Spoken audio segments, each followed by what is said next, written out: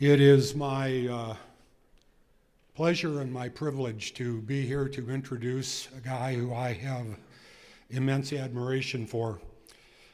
10 years ago, Mark Meckler and a guy named Mike Ferris decided that there was a solution to the problem of Washington being too powerful.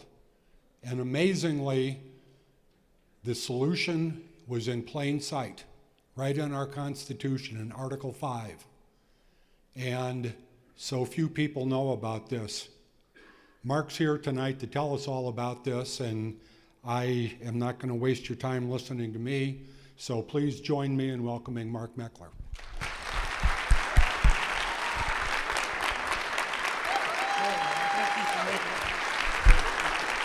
My pleasure. Thank you. So I got to start with a quick story because God has such an incredible sense of humor. You know, we read scripture and sometimes that sense of humor doesn't necessarily come through. We take it so seriously. So I live in a smaller town, a suburb of Austin, Texas, a town called Leander, out in the hill country. I moved to Texas 5 years ago from California. I'm a refugee. So for all the obvious reasons, I don't have to explain that to y'all. And when we moved there, one of our biggest prayers, my wife Patty and I, we've been married 30 years, is we didn't have a lot of close friends in California. We were really focused on raising our kids and working for a living and all that stuff, and pretty tight-knit, self-contained family. I have a lot of friends all over the country. I'm as blessed as a man could be with friends, way more blessed than I deserve, but we didn't have that couple in our lives that we could fellowship with and really be tight with. And when we moved to Texas, one of the big prayers was, Lord, let us find that couple that we could really bond with, that we could do life with. We joined a church, and the church didn't work out that well. We joined another church, and finally we joined a small group, a life group, and in that life group we met this couple. And they've become some of the dearest friends we've ever had in our lives. We're with them at least a couple of nights a week. Obviously, we attend church with them. Our friend Doug's in the worship band. So I was over their house on Monday night in small group, studying scripture, praising the Lord. And we always talk about travel because I travel a lot. My friend Doug travels a lot for his job. Where are you going this week? And I said, well, I'm going to northern Indiana. And he said, what for? I said, I'm speaking at a church. And he said, oh, really? What church? And I said, I don't really know the name of the church. It's in my calendar. And he goes, well, we might know the church. And I'm thinking, they're from Chicago originally. I'm thinking, you're from Chicago. It's not like a small town, right? And he's like, no, what church? Tell me. And so I pull up my phone, I open it up, I look at the calendar. When I travel, I generally don't know exactly where I'm going. I go where I'm told to go. I've been married 30 years. I'm really good at that. So I bring it up and I go, oh, Living Stones. He goes, you got to be kidding me. I said, no, why? And he goes, well, we got friends at that church. And I'm completely blown away, and he starts naming off people. So we got Joni and Kirk sitting here in the front row. Those are good friends of Doug and Tony Lehman. Thank you for making me feel like I got family here. How cool is that? That seems impossible. Nothing's impossible with the Lord. Here's something that's impossible without the Lord. So I grew up in Los Angeles, California. Don't hold that against me. I was completely polluted by everything I learned there. I grew up in a very conservative family. My folks are wonderful people with great Judeo-Christian ethics. But I grew up in a Jewish household, and there was no God in the family. And again, my parents are wonderful people, but there was no God in the family. We were what I would call ritual Jews, traditional Jews, cultural Jews. You see a lot of this in the United States of America. A lot of Jewish communities are even where they go to temple. A lot of my friends went to temple on Friday nights. I used to go with some of my friends. It was a social event for me, literally. It wasn't a worship event, and it really had nothing to do with God. And so that's how I was raised. The values were right, and so don't get me wrong, very straight, right and wrong, traditional Judeo-Christian values, but no foundation. You know, if you'd asked me when I was growing up, where's that stuff come from, I'd have said my parents. Right, that was it. If you asked my parents where that stuff would come from, they would say, well, it's just right and wrong. Everybody knows what's right and wrong. They didn't understand that they were living their Judeo-Christian heritage and that all that stuff came out of the Bible, but that's what I got when I was growing up. So I went through public school in Los Angeles, California. I went off to university in San Diego State University.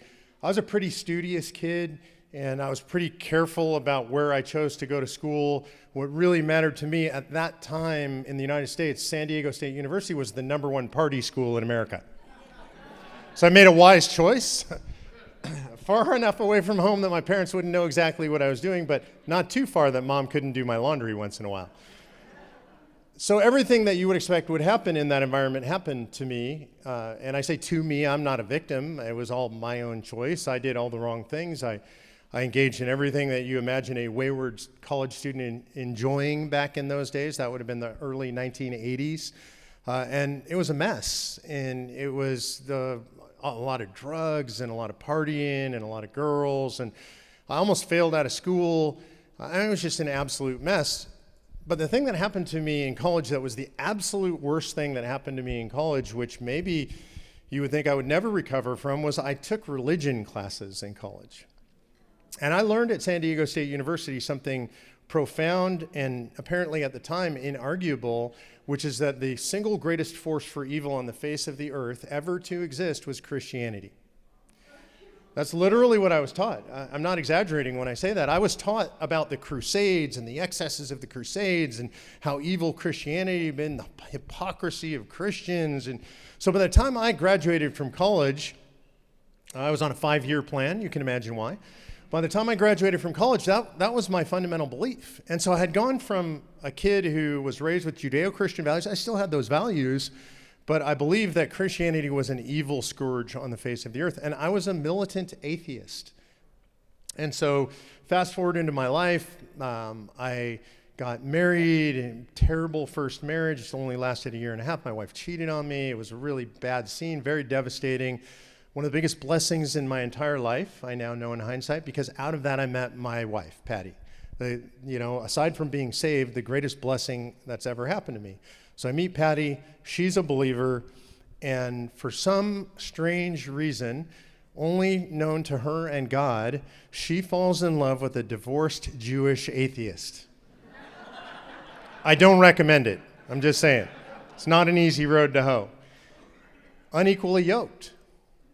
And I asked her to marry me, and I asked her dad for her hand, and he says yes. But in the meantime, he takes her aside and he says, honey, we love Mark, and he's a great guy, and he's obviously building a good life, and I know you love him, but you just need to understand he's not going to heaven. I mean, that's just basic scriptural reality, and I need you to understand that.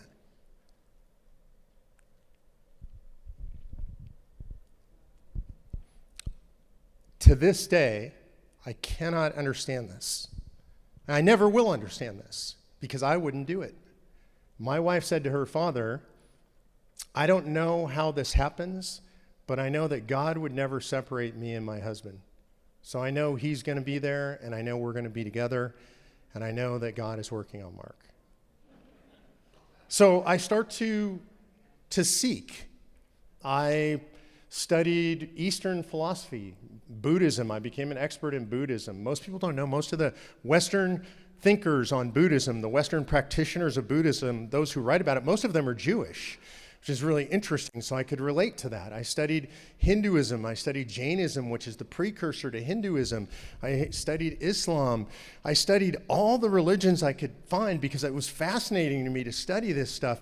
And what I can tell you for sure is that not one of them made my heart sing. It was interesting. If you read them and study them, you'll find interesting stuff and useful stuff in any and all of them. But nothing spoke to me. Nothing gave me any kind of a universal answer to whatever it was I was seeking. And at the time, I couldn't even told you what it was I was seeking. But I looked at all that stuff. Now, there was one thing that I did not ever look at, that I didn't investigate, that I didn't study at all, and that was Christianity. Because I already knew everything there was to know about Christianity. I mean, I'd never opened a Bible. I'd never read anything about Christianity. I'd never read any apologetics. I'd never listened to a single sermon. I hadn't read the Hebrew Bible or the New Testament, but I already knew that that was off limits. And so I didn't study any of that. I didn't read any of that. And then 13 years ago, almost 14 years ago, I got involved in politics. And politics is a nasty, dirty business. And a lot of people lose their souls in politics because it's very attractive. You get power. If you get to do the kind of stuff that I've done, you get to know famous people, politicians, media figures. People point cameras at you. People fall in love with that. And so a lot of people drift into that, right? And they sacrifice who they are in exchange for that notoriety or fame or power or whatever it is. I'm just blessed because God didn't wire me that way. I wasn't really interested in that stuff. And what started to happen to me is as I traveled around the country, I started to meet everywhere I went in conservative politics, very righteous Christian people. I ended up founding the Tea Party movement, which became the largest grassroots movement in the history of modern America, 23 million people, and it gave me access to some amazing places. I got to go into Washington, D.C. and meet the most powerful people. I got invited to fancy dinners and meet the fancy people. I'm not a fancy people. And I got to meet all those people. And those people started to affect me. They weren't trying to affect me, but they were walking the walk. They were evangelizing in what is the truest sense of evangelism. They were living according to the word of our Savior, Jesus Christ. I believe that if I became a Christian, that I was betraying my Jewish heritage. Nobody ever said that to me. I never heard it in temple. My grandparents never said it. My parents certainly never said it. Nobody ever said that to me. It just felt that way. And when I realized that Paul was saying that I believe that Jesus Christ is the Messiah and I'm Jewish, it was an astounding door opening to me. So I'm a Jew. There's nothing I can do. That will never change. I would never want to change that. It's at the very heart of who I am. It's in my genetics. It goes back thousands of years. But I could believe that the Messiah has come. Here's my story. One day I just thought, I think I believe this stuff. I guess I'm a Christian. It's not very dramatic. And of course I prayed and asked, and I repented and asked the Lord to save me and gave my life to the Lord. I can't even remember exactly when that happened. I was probably just sitting at my desk one day. It wasn't a dramatic thing. Not long after that, I had a chance to speak in front of an audience like this at Patrick Henry College, and the host of the day was Marvin Olasky. At that time, he was the publisher of World Magazine, worldwide largest Christian publication. Marvin is Jewish and former communist, so even worse than me. I was just an atheist. He was actually a communist. And when I was getting ready to go on stage, we had lunch together first, and so he said, "Tell me your story," so I kind of know how to introduce you, and I told him my story, and I got to this point about like my epiphany moment, and I said, "I'm a little embarrassed because it's really not very impressive," and he laughed, and he goes, "Well, that's because you're a Jew." Well, that's kind of a weird thing to say, Marvin. What's that supposed to mean? Is that some kind of slander? I don't understand what you're saying. I thought we're in this together.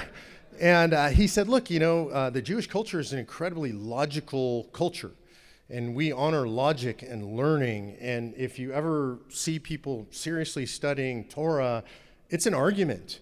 There's a debate that goes on in the study of Torah. If you haven't read this stuff, I recommend Dennis Prager has a series of books on Torah, which are absolutely incredible, best Torah study you could possibly imagine. And you get the sense of argument, even Dennis with himself in these books. And so he said, he said, you did what I did. And I said, what do you mean? He said, I don't remember exactly how I became a Christian. I just remember one day thinking, I think the weight of evidence is over here, and so I guess this is what I believe now. Right? So I tell you that story for a couple of reasons. One is, I have received the greatest miracle that a human being can receive. And I am as undeserving as any human being on this planet. I am Paul. I was 51 years old when the Lord saved me. 51 years old. I was so arrogant. I knew everything about that which I knew nothing. There's a little bit longer version of this story I did I did a podcast with the C.S. Lewis Society, and they have a thing on people coming to faith, and I told this story, and I didn't have editorial control. I just told my story, and it's a little bit embarrassing, but it's correct. The title of the podcast, you can look this up online, is Mark Meckler, I Don't Need God. Yeah, pretty gnarly. So I tell you that because I think there's hope and salvation for anybody. It doesn't matter how old and stupid you are like me. It doesn't matter how thick your head is. But I think it's out there for anybody. And so for me, you think about it, I came to salvation through politics where most people lose their soul. You can find God anywhere. I'm just saying.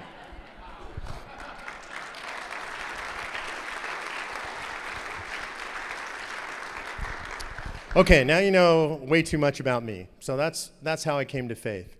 One really important thing that I have to say to wrap that whole story in a bow is I was not a Christian until I was 51 years old. And so that means for me, I have a heart for everybody.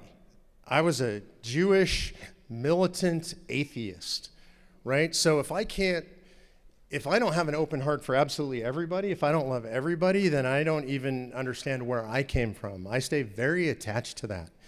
In any room that I walk into, everybody's welcome. In anything that I do in politics, everybody's welcome. I love everybody. I'm never going to be shy about professing my faith and telling my story of what happened to me, because for me, that's a radical transformation for me. But I love absolutely everybody. We live in a time right now in this country where that's less and less true for most people. This country is incredibly divided. The world is incredibly divided. I can't be up here and not speak about what's going on in Israel right now. I speak about Israel as a Jew because without Israel, there are no Jews. Jews will be wiped from the face of the earth without Israel. Israel is the reconstitution of God's chosen people in their nation, in the Holy Land, as God deemed it should be. And there are forces all across the earth that are attempting to wipe them out. And I can tell you, for me, that's very personal. What's going on in Israel is horrific. What's going on in America is horrific in regard to Israel right now. 61 years old, as a Jew in America, I've never felt unsafe. I don't feel safe in America anymore, as a Jew in America. And I'm a out, proud, open Jew. I wear a Star of David everywhere I go. It has a cross in the middle representing where my heart belongs. But I wear this Star of David everywhere I go. People know that I'm Jewish. I talk about it. And I don't feel safe in my own country now.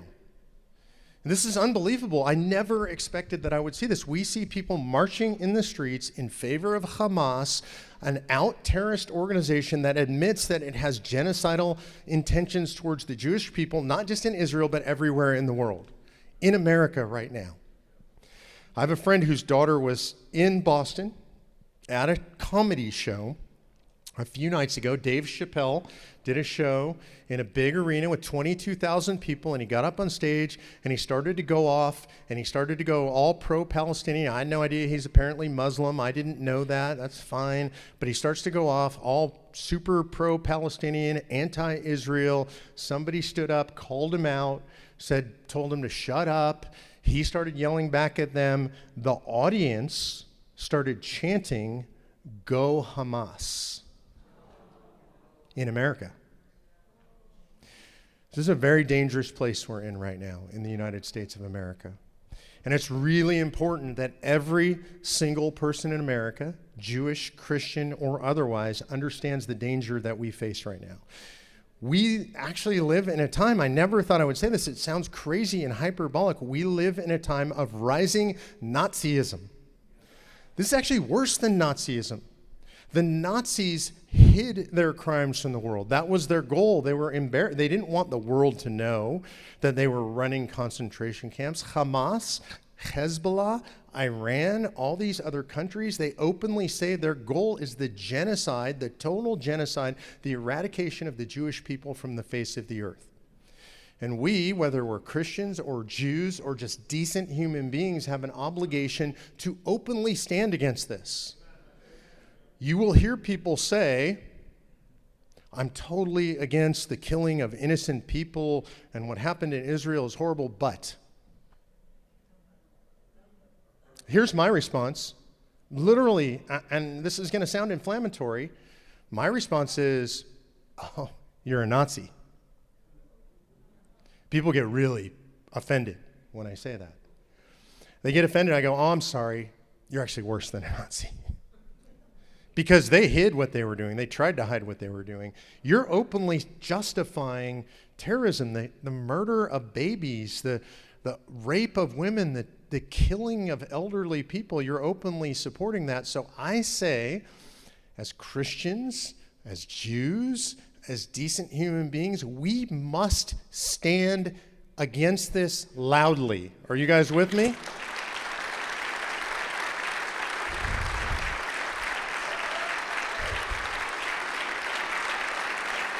Thank you, guys.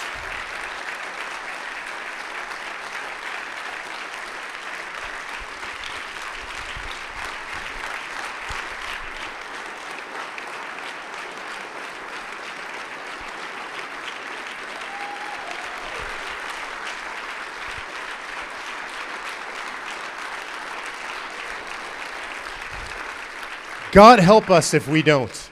God help us if we don't. So I'm gonna bring it to politics in America right now. So we have to stand against this. That means for you personally, in church, in your family, at work, there might be consequences, but you're gonna have to speak up. In Germany, a lot of people didn't speak up. People that we consider good people, decent people, didn't speak up, and things happened because they didn't speak up. So we have an obligation to speak up. So now I'm going to bring it to current politics in the United States of America.